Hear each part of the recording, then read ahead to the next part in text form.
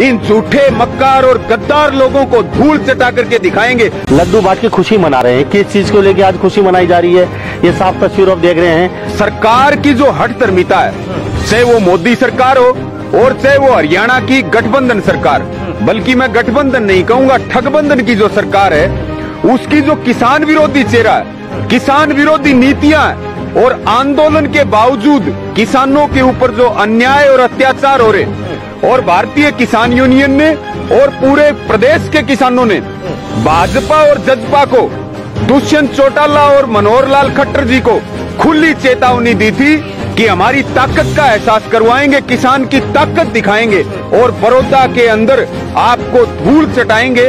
और वो काम बड़ौदा के हमारे बहादुर मतदाताओं ने किया और उसकी खुशी पूरे देश के किसानों को भी है, हरियाणा पंजाब के किसानों को भी है। और उसी खुशी में आज लड्डू बांट करके लोहारू विधानसभा के बड़दू दिर्जा में सब खुशी मना रहे। बड़ौदा के अंदर सीधे तौर पर सरकार वर्सेस किसान का चुनाव था।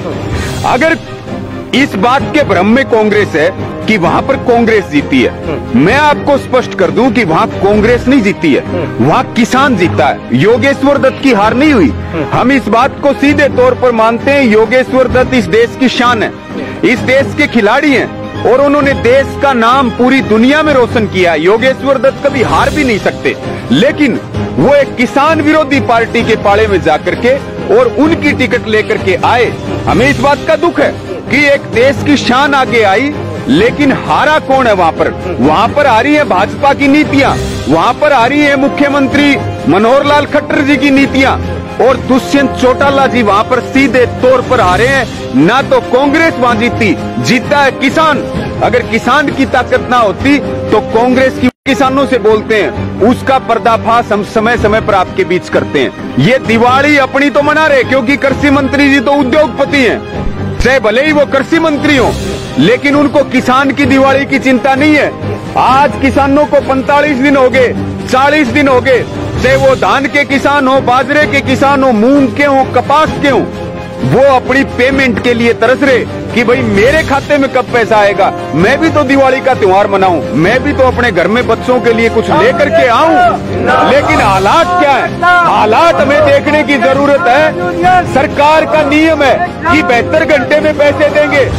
आज 45 दिन होने के बाद भी पेमेंट नहीं मिल रही किसानों को। हम जान तो दे सकते हैं, लेकिन स्वाभिमान के साथ समझौता नहीं करेंगे। इन झूठे मक्कार और गद्दार लोगों को धूल चटा करके दिखाएंगे और वो काम बड़ौदा में किसान बिरादरी ने करके दिखाया और पूरे प्रदेश का मान सम्मान उन्होंने बना करके रखा। इसी बात का उत्साह है। और अब तो केवल बड़ौदा जीते हैं किसान।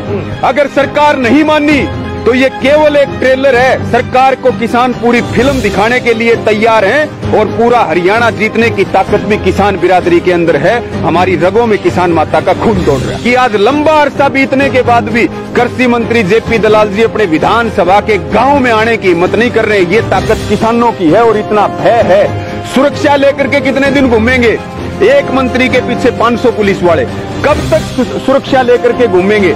जो हमारे पैर पकड़ रहे थे चुनाव से पहले, आज हमारी बात सुनने को तैयार नहीं, हम विरोध कर रहे हैं तो मैं कांग्रेस ही बता रहे हैं। ये हालात इस तरह के हैं और इन हालातों में अगर चुनाव होते हैं तो सीधे तौर पर भारतीय जनता पार्टी को और जननायक जनता पार्टी को मुंह की खानी पड़ेगी। इस बात में कोई दो राय नहीं।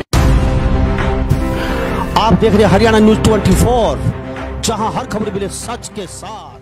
नमस्कार, स्वागत है आपका हरियाणा न्यूज 24 पे। मैं हूं नलामा।